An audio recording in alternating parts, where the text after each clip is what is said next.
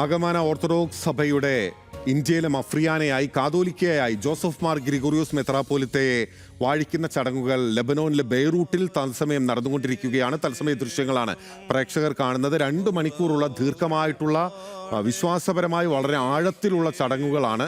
ഗദ്യരൂപമായും പദ്യരൂപമായുമുള്ള പ്രാർത്ഥനകളോട് കൂടിയ ചടങ്ങുകളാണ്. അതിൽ ഏറ്റവും ആദ്യത്തെ ബേസിക് ചടങ്ങ് എന്ന് പറയുന്ന അദ്ദേഹത്തിൻ്റെ വിശ്വാസ പ്രഖ്യാപനം പാത്രിയാർക്ക സിംഹാസനത്തോട് പാത്രിയാർക്ക സഭയോട് സുറിയാനി സഭയോടുള്ള അദ്ദേഹത്തിൻ്റെ വിശ്വാസ പ്രഖ്യാപനം പൂർത്തിയായി കഴിഞ്ഞിരിക്കുകയാണ്.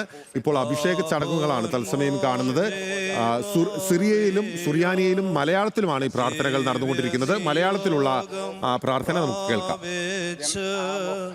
ധന്യതയേറും അന്ത്യോക്യ സുറിയാനി സഭ തന്നുടെ കാതോലിക്ക സ്ഥാനത്തെ കർത്തൻ തന്നുടെ കൃപയാലെ ഇപ്പോൾ പ്രാപിച്ചിടുന്നു.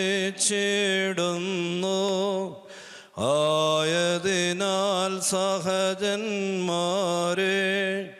പാവനറൂഹ കൃപയാലെ വന്നിവനിൽ വാസം ചെയ്യുവാൻ നാം എല്ലാവരും പ്രാർത്ഥിക്ക.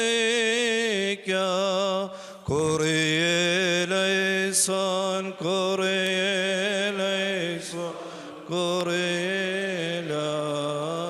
Because you are the giver of all that is good and granter of wisdom and heavenly gifts, and വിവിധ ഭാഷകളിൽ we offer praise and ഇപ്പോൾ thanksgiving. ഇംഗ്ലീഷിലാണ് ചോദിക്കുന്നത്. അങ്ങനെ പല വിധത്തിലുള്ള ഭാഷകളിലാണ് സുറിയാനി, ഇംഗ്ലീഷ്, മലയാളം ഉൾപ്പെടെയുള്ള പല വിധത്തിലുള്ള ഭാഷകളിലാണ് ഈ വാഴിക്കൽ ചടങ്ങ് നടന്നുകൊണ്ടിരിക്കുന്നത്. പത്രാർക്കീസ് ബാവയെ നമുക്ക് കാണാൻ സാധിക്കുന്നുണ്ട്. അദ്ദേഹത്തിൻ്റെ കയ്യിലുള്ള അംശവടിക്ക് തുല്യമായിട്ടുള്ള അതിന് താഴെയുള്ള ഒരു അംശവടിയായിരിക്കും. അതായത് 2ാം സ്ഥാനിയാണല്ലോ സഭ. ഒരു അംശവടിയായിരിക്കും അദ്ദേഹത്തിന് ലഭിക്കുക. ഗ്രിഗോറിയോസ് ബെസേലിയോസ് ഗ്രിഗോറിയോസ് 1 എന്ന പേരായിരിക്കും അദ്ദേഹത്തിന് ലഭിക്കുക എന്നാണ് ഈ ഘട്ടത്തിൽ മനസ്സിലാക്കാൻ സാധിക്കുന്നത്. പക്ഷെ അത് പ്രഖ്യാപിക്കേണ്ടത് പത്രാർക്കീസ് ബാവയാണ്. അദ്ദേഹം പ്രഖ്യാപിക്കും ഏത് സ്ഥാനപ്പേരിലായിരിക്കും അദ്ദേഹം അറിയപ്പെടുക എന്നുള്ളത് പത്രാർക്കീസ് ബാവയായിരിക്കും പ്രഖ്യാപിക്കുക എന്ന് പറയുന്നത്.